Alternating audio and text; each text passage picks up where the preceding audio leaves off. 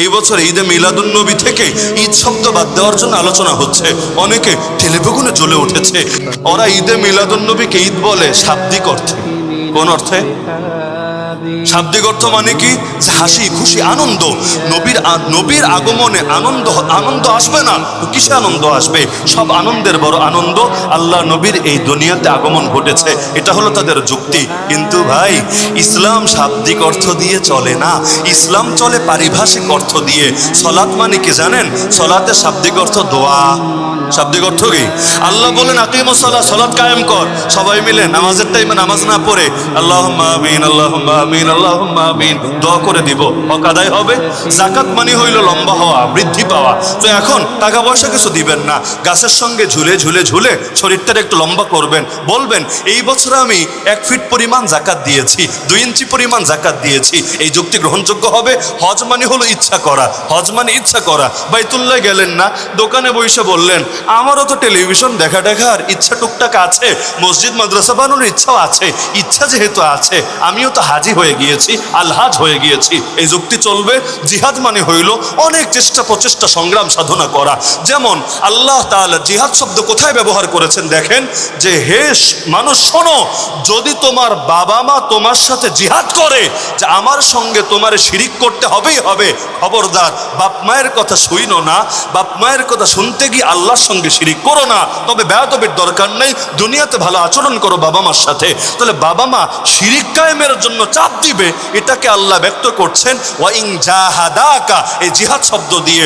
তাহলে কোনো কাজ, কোনো আদর্শ প্রতিষ্ঠা করার জন্য প্রেসার ক্রিয়েট করা, এটাকে আল্লাহ জিহাদ বলছেন। এই বিবেচনায় দুদিন পর বলবেন নরেন্দ্র মোদীর জির চাইতে বড় মুজাহিদ আর কে হতে পারে? হিন্দুত্ববাদ প্রতিষ্ঠা করার জন্য সে তো অনেক সংগ্রাম, অনেক সাধনা করে যাচ্ছে। তাহলে এখন থেকে সেই আমাদের আমিরুল মুজাহিদিন হয়ে যাবে।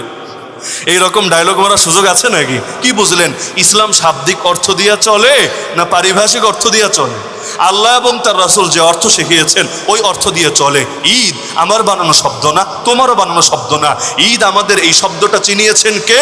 মুহাম্মাদুর রাসূলুল্লাহ সাল্লাল্লাহু আলাইহি সাল্লাম। মদিনায় গিয়ে দেখলেন মদিনাবাসী বছরে 2 দিন ঈদ করে, উৎসব করে। নবী বললেন উম্মত শোনো, আল্লাহ এই 2 দিনের পরিবর্তে তোমাদেরকে আরো শ্রেষ্ঠ 2টা দিন দিয়েছেন, একটা ঈদুল ফিতর আর একটা ঈদুল আজহা।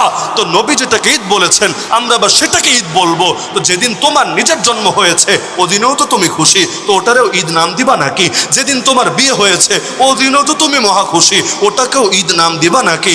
অনেক যুবক ছেলে পেলে 14ই ফেব্রুয়ারি আসলে মহা খুশি, মহা খুশি, পুরো বছরে এত খুশি না, 14ই ফেব্রুয়ারি যত খুশি। তো ওরা কি এটাকে ঈদ নাম দিবে নাকি? কারণ ঈদ মানে হাসি, ঈদ মানে খুশি, ঈদ মানে উৎসব, ঈদ মানে আনন্দ। সব জায়গায় ডিকশনারি চলে না। ডিকশনারি দিয়ে যদি ইসলাম চলতো, এত এত কিতাব, লক্ষ কোটি টাকার এত তাফসীরের কিতাব, হাদিসের কিতাব, এত কিছু লাগতো না। ডিকশনারি 200 টাকা দিয়ে একটা কিনে এনে ওটা দিয়ে খুলে খুলে ইসলাম চালানো যেত। শাব্দিক অর্থে মিললেই এটাকে ডাকা শুরু করবেন নাকি? 2 দিন পর কত অর্থ আবিষ্কার করবে। আরবিতে আব্বা অর্থ হইল ঘাস। আব্বা অর্থ কি? ঘাস। ঘাস গরু খায় না, ওটাকে ওয়াফাকিহাতা ওয়া আব্বা 30 নম্বর পরে আছে না সূরা আবাসার মধ্যে, তাফসীর পড়ে দেখেন আপনারা আব্বা মানে কি। আচ্ছা, আব্বা মানে যদি তৃণ হয়, ঘাস হয়, তাহলে আপনি যারে ডাকেন তারে কি ঘাস বলে সম্বোধন করেন? আর গরুরে তাহলে 2 দিন পর কি ডাকা লাগবে?